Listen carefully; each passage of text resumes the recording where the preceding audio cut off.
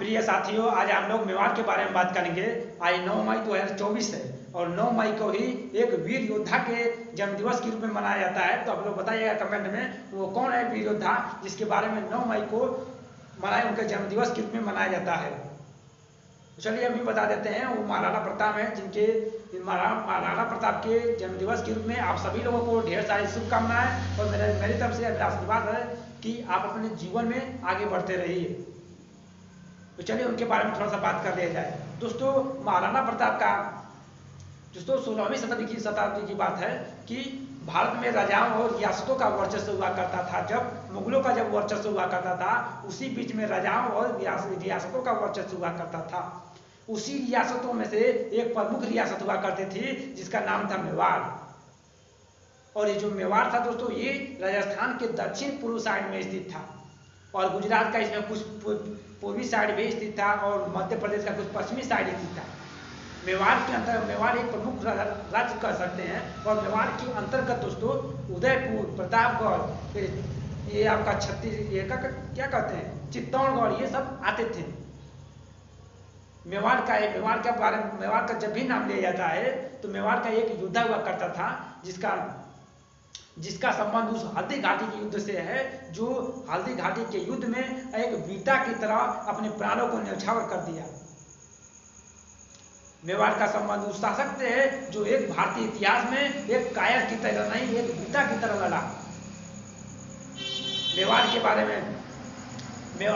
बारे में कहा जाता है कि भारतीय इतिहास में कि मेवाड़ के जो शासक है महाराणा प्रताप के बारे में कहा जाता है कि धरती जागा, आकाश जागा, वह जागा तो मेवाड़ जागा। ऐसी ऐसी वीरता की कहानियां उनके बारे में कही जाती है, जो अपने आन मान शान के लिए अपने प्राणों की आहुति दे दिया या अपने प्राणों को न्यौछावर कर दिया। उनकी जन्म दिवस के रूप में मनाया जाता है। जब भी महाराणा प्रताप का नाम लिया जाता है तो एक वीर योद्धा के रूप में लिया जाता है भारतीय इतिहास में।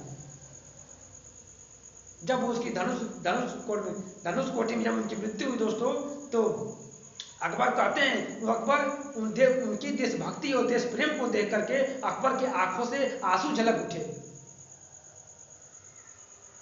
उनकी जो वीरता की कहानियां जब गाथाओं में कही जाती हैं तो उनके लिए अतुलनीय शब्दों की आवश्यकता पड़ती है, जिनकी कोई तुलना ना हो। कम शब्दों में उनकी व्याख्या नहीं की जा सकती है। कहा जाता है कि वह एक वीर योद्धा की तरह लगे और वीरता की कहानी में जब भी नाम लिया जाता है तो महाराणा प्रताप का अवश्य नाम लिया जाता है। कहा जाता है कि द्वंद्व कहां तक पाला जाए, युद्ध कहां तक टाला जाए, तू राणा का वंशज है, फेंक जहां तक भाला जाए। दोनों तरफ लिखा हो भारत, वही सिक्का उछाला जाए। ये ऐसी ऐसी कहानियां उनके बारे में कही जाती, महाराणा प्रताप के बारे में। उनके अंदर देश प्रेम, देशभक्ति कूट कर भरी हुई थी। तो अपने वाणी को मैं यही में विराम देता हूं। जब भी भारतीय इतिहास में महाराणा प्रताप का नाम लिया जाता है तो युवाओं को उनसे सीखना चाहिए कि ये शरीर में रगों में खून उबाल मारने लगता है।